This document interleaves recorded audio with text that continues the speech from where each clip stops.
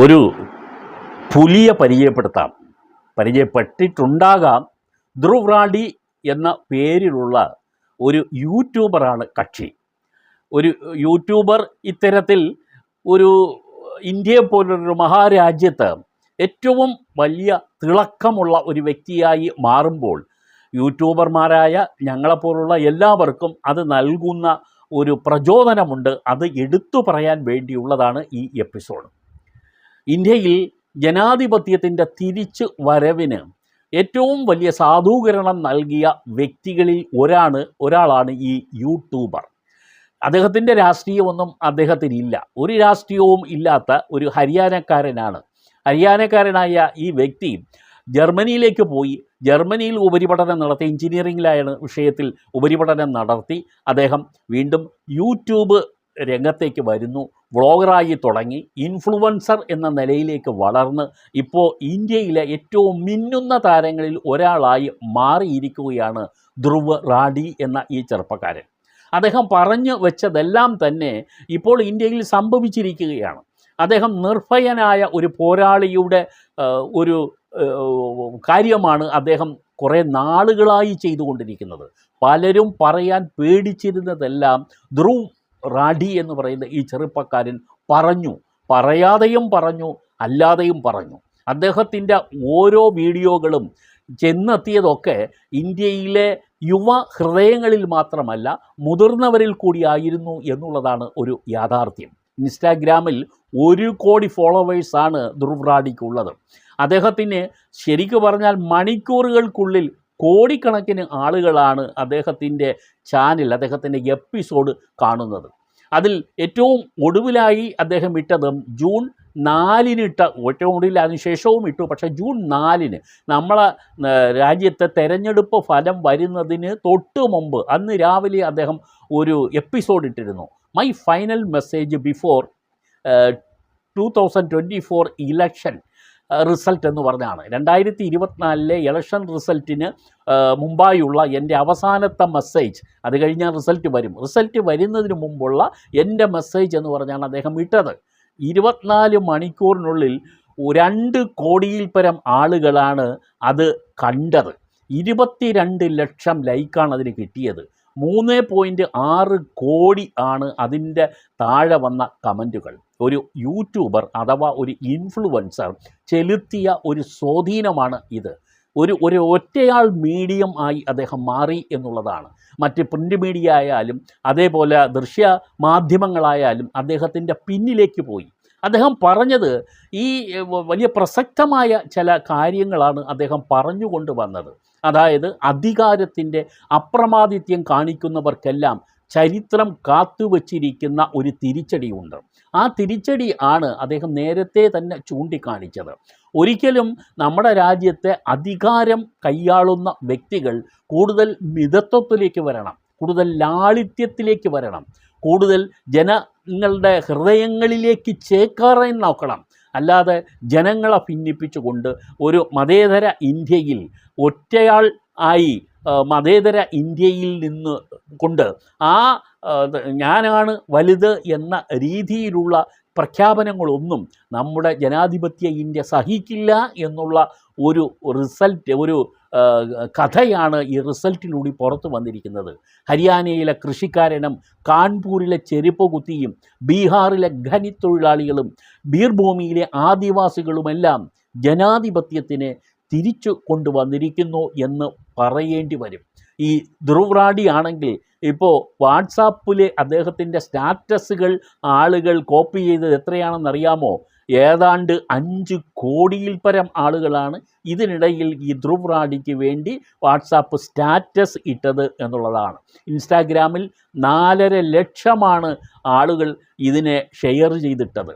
20 ദശലക്ഷം പ്രേക്ഷകർ ഇന്ന് ധ്രുവ് റാഡിക്ക് ഉണ്ട് എന്നുള്ളതാണ്. ഭരിക്കുന്ന പാർട്ടിയുടെ അഴിമതിയായാലും ദുർവിനിയോഗമായാലും ജനാധിപത്യ ധ്വംസനമായാലും നിർഭയത്വത്തോടുകൂടി വിളിച്ചു പറഞ്ഞ ഏക പ്രതിപക്ഷം എന്ന് വേണമെങ്കിൽ നമുക്ക് ധ്രുവ് റാഡിയെ പറയാം എന്നുള്ളതാണ് ചുരുക്കം. അദ്ദേഹത്തിൻ്റെ നമസ്കാർ ദോസ്തോം എന്ന് പറഞ്ഞാണ് ധ്രുവ് റാഡി എല്ലാ എപ്പിസോഡുകളും ആരംഭിക്കുന്നത് തന്നെ. ഒരു മെക്കാനിക്കൽ എഞ്ചിനീയറിംഗ് വിഭാഗത്തിൽ പഠിച്ച് ഉയർന്ന ബിരുദം നേടിയ ധ്രുവ് റാഡി ഇന്ന് അദ്ദേഹത്തിൻ്റെ വാക്കുകൾ കൊണ്ട് വരച്ച് ഇടുന്ന ഒരു എഞ്ചിനീയറിംഗ് സ്കില്ലുണ്ട്, ഒരു പൊളിറ്റിക്കൽ എഞ്ചിനീയറിംഗ് സ്കിൽ എന്ന് വേണമെങ്കിൽ നമുക്ക് പറയാം. ആ സ്കില്ലിനെ നമിക്കാതെ വയ്യ. കാരണം അദ്ദേഹം ഒരു യൂട്യൂബറാണ് എന്നുള്ളത് കൊണ്ട് തന്നെ അദ്ദേഹത്തിന് വേണ്ടി ഇത്രയെങ്കിലും സ്പേസ് A+2 മാറ്റി വെച്ചില്ല എങ്കിൽ ഞങ്ങൾ ചരിത്രത്തിനോട് ചെയ്യുന്ന ഏറ്റവും വലിയ കുറ്റമായിരിക്കും അത് എന്നുള്ളത് കൊണ്ടാണ് ഈ എപ്പിസോഡ് ധ്രുവ് റാഡിക്ക് വേണ്ടി മാറ്റിവെച്ചത്. നമ്മുടെ രാജ്യം ജനാധിപത്യ രാജ്യമാണ്. ഇവിടെ എല്ലാവരും ഇന്ത്യക്കാരായി ജീവിച്ച് മരിക്കാനുള്ളവരാണ്. നമ്മുടെ ഒരുമയും ഐക്യവും സാഹോദര്യവും നമ്മുടെ രാജ്യത്തിൽ പവിത്രമായി നിലനിർത്തേണ്ട ബാധ്യത നമുക്കെല്ലാമുണ്ട്.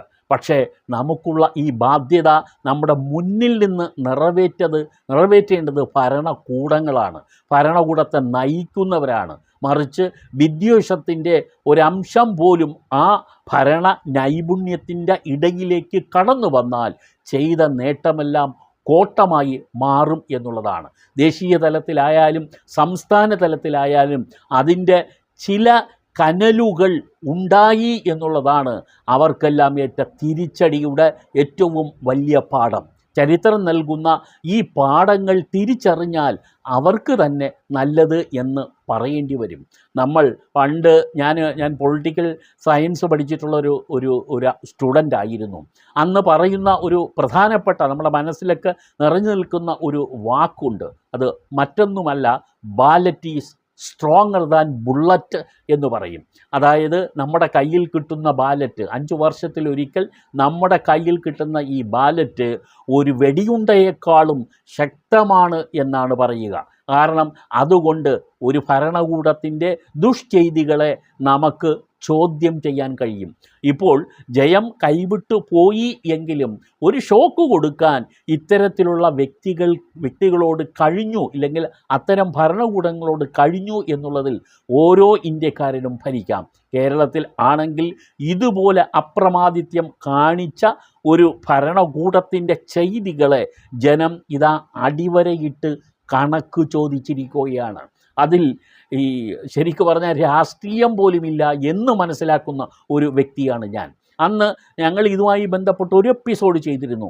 അന്ന് കേരളത്തിൽ 20 സീറ്റിലും UDF ജയിക്കുമെന്നാണ് പറഞ്ഞിരുന്നത്. പക്ഷേ അതിൽ 2 സീറ്റുകളിൽ മാറ്റം വന്നു. അത് രണ്ടും തികച്ചും വ്യക്തിപരമായ റിസൾട്ടാണെന്ന് എല്ലാവർക്കും അറിയാം.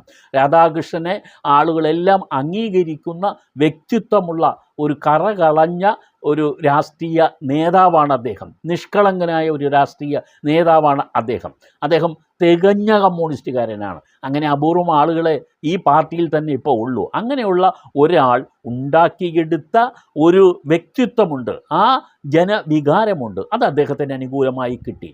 സുരേഷ് ഗോപി ആണെങ്കിൽ 5 വർഷം ഈ തൃശ്ശൂരിന് വേണ്ടി മാത്രം ജീവിതം മാറ്റിവെച്ച ഒരു മനുഷ്യനാണ്. അദ്ദേഹത്തിൻ്റെ വ്യക്തിത്വത്തിനു കൂടി കിട്ടിയ അംഗീകാരമായിട്ട് വേണം ഇതിനെ കണക്കാക്കാൻ എന്ന് ഞങ്ങൾ മനസ്സിലാക്കുന്നു. ഈ 2 ഒഴികെ ബാക്കി 18ഉം UDF തന്നെ കൊണ്ടുപോയി എന്നുള്ളതാണ്. ഒന്ന് ഈ LDFനും ഒന്ന് BJPക്കും ലഭിച്ചു, ബാക്കി 18. അപ്പോൾ ശരിക്കും പറഞ്ഞാൽ ഞങ്ങൾക്ക് ഒരു 2% വ്യത്യാസം മാത്രമേ വന്നിട്ടുള്ളൂ.